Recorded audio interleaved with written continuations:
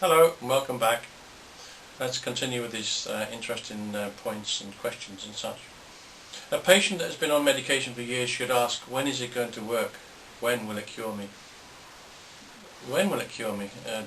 They've been taking it for years. Is there a time limit on this, or you have to carry on taking it? It's not actually fixing the problem. Why not? Adverse reactions to prescribed medication cost us, the taxpayer, £466 million each and every year. 750,000 people are affected, and they fill 32 entire hospitals.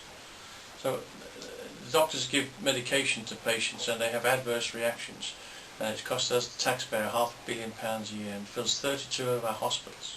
That's terrible. Side effects. Government agencies responsible for regulating drugs admitted that they do not look at the data on antidepressants such as Prozac. Instead, they rely heavily on information from drug company trials. Drug companies have no legal obligation to reveal any negative findings of such trials.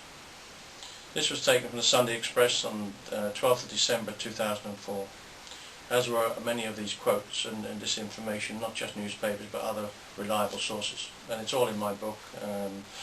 If you wish to read it. There's lots of stuff here that isn't, but it's all supportive. The sale of drugs to the NHS earns drug companies £10 billion a year. £10 billion a year. That's the money. The biggest drug companies, the two biggest, Pfizer's and GlaxoSmithKline, both have a turnover of around £30 billion a year. That's each. Interesting, a lot of money in drugs. The doctors' journals, The Lancet and the British Medical Journal, both rely heavily on drug company advertising. Remember this was in the foreword. Dr. Desmond Spence mentioned it. They rely heavily on drug company advertising revenue. So can they be considered impartial when it comes to reporting on new medication? Doctors are guided by and heavily dependent upon such reports when they prescribe new medicines. Can this be in our best interest? Seroxat, a widely prescribed antidepressant, is and was unlicensed for use by teenagers. This drug had been prescribed to thousands of teenagers, and one of its many bad side effects was suicidal tendencies.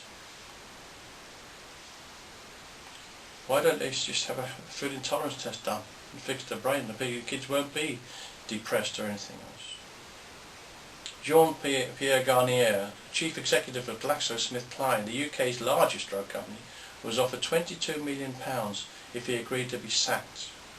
It's going back a couple of years now. As far as I know, he's still there, so he didn't take the money. Must be a lot of money to be made. Just £22 million for being sacked. Interesting. Governments get millions, if not billions of pounds a year from taxes on drugs. In a great many cases, the side effects of these drugs are reported to cause other health problems that might just knock years off our lives. That's great news from a government's point of view, because then they don't have to pay us a pension. It's exactly the same scenario with the sale of and use of cigarettes. I imagine most governments would like you to smoke because they're making lots of taxes, and these cigarettes knock years off your life, so they haven't got to pay your pension. Interesting stuff, no? 12 senior drug company executives were arrested on charges of price fixing and defrauding the NHS of £100 million. Two of the companies involved were Generics UK and Rand Baxby. This was in the Times on the 12th of September 2005. What, if anything, has come of this case? Or is it just another cover-up? I've never heard any more about it. Most NHS hospitals and universities are heavily dependent on research and other funding from drug companies. Can this be right that private companies can have such a hold over our public institutions? If technology is used at NETSCAN were to be introduced into the NHS, then not only would millions of people become healthy without drugs, not that they work anyway, but it would save us, the taxpayer, billions of pounds each and every year. This money could then be better spent on education and law and order. It could also buy and run many more emergency helicopters for our ambulance service, instead of them having to depend on charity to run the two that are in operation today. So many things need sorting out here. It's untrue. People just need to hear this, you know. The more people that can stand up and be counted and get on and get this right, the better for all of us in the future, and our kids and our grandchildren. When I opened my first NETSCAN clinic in Surbiton in Surrey before going to Harley Street, I was about 5 miles away from the head office of Smith Kline Beecham in West London. That's what it was called in those days. Over the years, their health department sent me many members of staff to treat and cure. Funny old world, huh? Biggest drug company in the world, and they're sending me their management to sort out their health problems. The two biggest drug companies, as I say, in the world, in the UK anyway, in 2007, GlaxoSmithKline and Pfizer's, and again, they turn over about £30 billion each, and that's mostly from 10 billion pounds of it is from the NHS funds. 10 billion pounds.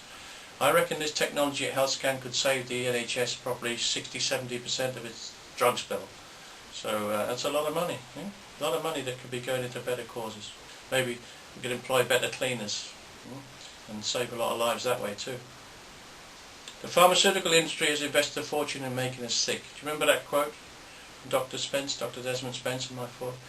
The pharmaceutical industry has invested a fortune in making us sick and neurotic. Governments rely heavily on drug company funding at election time. Can this be in the best interest of us, the sick and the elderly? It's not just James Bond that's licensed to kill.